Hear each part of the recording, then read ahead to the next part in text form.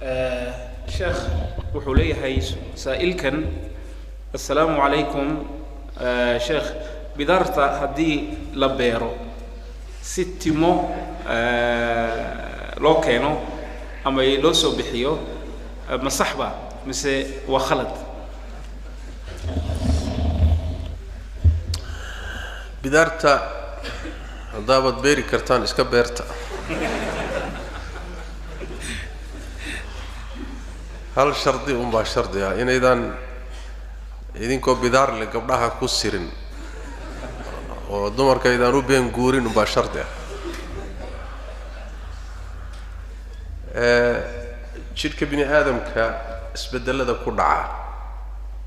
wixii ceeb ee ku soo korodha een asal ahayn haddii la hagaajin karo way bannaantay in laga hagaajiyo soma wixii ceeb ahaan u muuqda wixii ilaahay ku abuuray oo khilqada asalka ah in la bedelo waa xaraan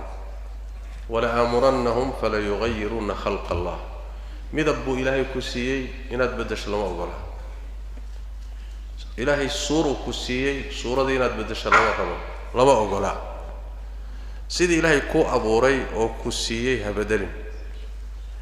laakiin hadday jirto waxyaalo abuurkii bini aadamka ka yara baxsan oo ku soo kordhay markaasi waa laga daaweyn karaa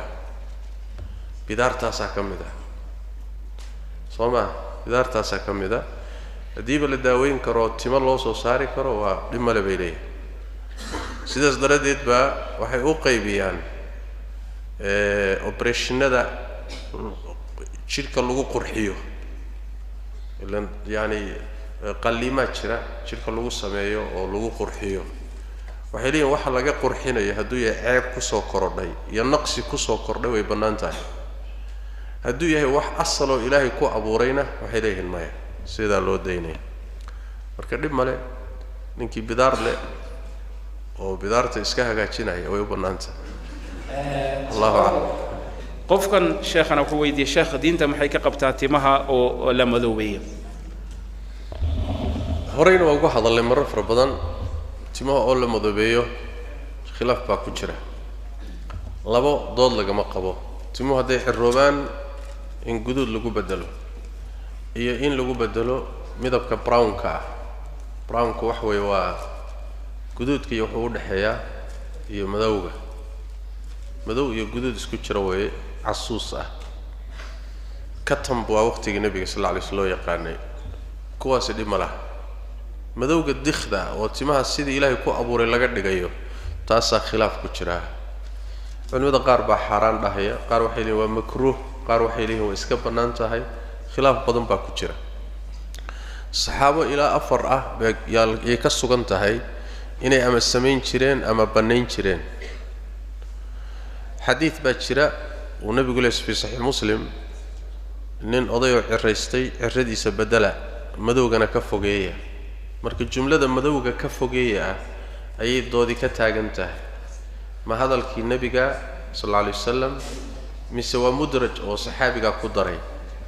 waa mid labaad haddii hadalkii nabiga ay noqoto lafteedu maxay faa'iideynaysaa ma tahriim bay faa'iideyn ma karaahay faa'iideyn dood badan baa ku jirta almuhim marka la soo gabagabeeyo ma dhihi karo waa xaraan laakiin waxaan dhihi karaa waxa ka fiican in ama brownka aad isticmaashaan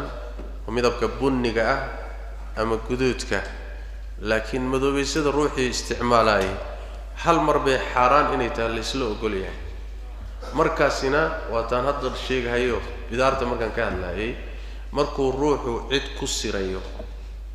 ama ku khayaamayo oo isagoo cirale cid uu guur ka rabo maalan uu timaha u madoobeysanayo markaasi khayaana ku jirta soo maaha khayaanada darteed bay marka xaraan u tahay wala isla ogolaya marka wallahu a'lam sheekh bahasha